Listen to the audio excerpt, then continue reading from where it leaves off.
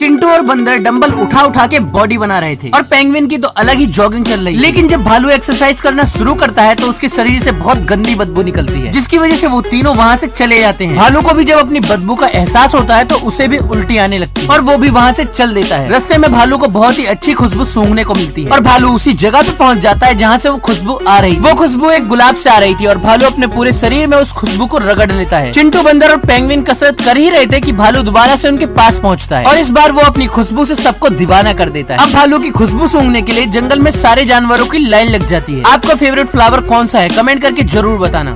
चिंटू, भालू और बंदर छुपन छुपाई खेल रहे थे। भालू आंख बंद करता है और चिंटू बंदर छिपने चले जाते हैं। बंदर बॉक्स के नीचे और चिंटू फ्रिज के अंदर छुप जाता है और यहाँ भालू गिनते गिनते सो जाता है। थोड़ी देर में पेंगुइन भी वहाँ पे आ जाती है और जब वो फ्रिज को खोल के देखती है तो उसके अंदर से चिंटू कुल्फी बन के बाहर निकलता है। पेंगुइन चिंटू को वहाँ से फेंक देती है। भालू चिंटू को पेड़ पे फेंक के मारता है मगर फिर भी कोई असर नहीं पड़ता है। बर्फ को पिघलाने के लिए भालू चिंटू को आग के ऊपर बांध देता है मगर चिंटू के बाल जल जाते हैं लेकिन बर्फ नहीं पिघलती। भालू और बंदर बर्फ को पिघलाने के लिए एक एक साइड से घिसना शुरू कर देते हैं। कुछ देर बाद बर्फ तो पिघल जाती है लेकिन चिंटू फिर से इतना गर्म हो जाता है कि वो जलने लगता है और वो दोबारा से फ्रिज में जाके घुस जाता है। वैसे आपका फेवरेट कार्टून कौन सा है? कमेंट करके जरूर बताना। हिरन को एक हरे कलर का कपड़ा दिखता है। वो उसमें थोड़ी बहुत उंगली करता है और वहाँ से जाने लगता है लेकिन वो कपड़ा हिरन के पैर में फंस जाता है और हिरन उस कपड़े को छुटाने की कोशिश करने लगता है लेकिन गलती से वो कपड़ा हिरन के शरीर में फिट होके एक्टिवेट हो जाता है और हिरन के अंदर सुपर पावर आ जाती है। वो बहुत तेजी से भागना शुरू कर देता है। ऐसा लग रहा था कि वो आज पूरे जंगल को ही पार कर देगा। उसके सामने एक बहुत ही ऊंची पत्थर की चट्टान आती है लेकिन वो उसे छलांग मार के बड़ी ही आसानी से पार कर देता है। आगे उसके सामने बहुत बड़ा पहाड़ आता है लेकिन वो उसे भी अपने सर से फोड़ देता है और अचानक से एक स्टेडियम में पहुंच जाता है। वैसे आपका प्यारा नाम क्या है? कमेंट करके जरूर बताना।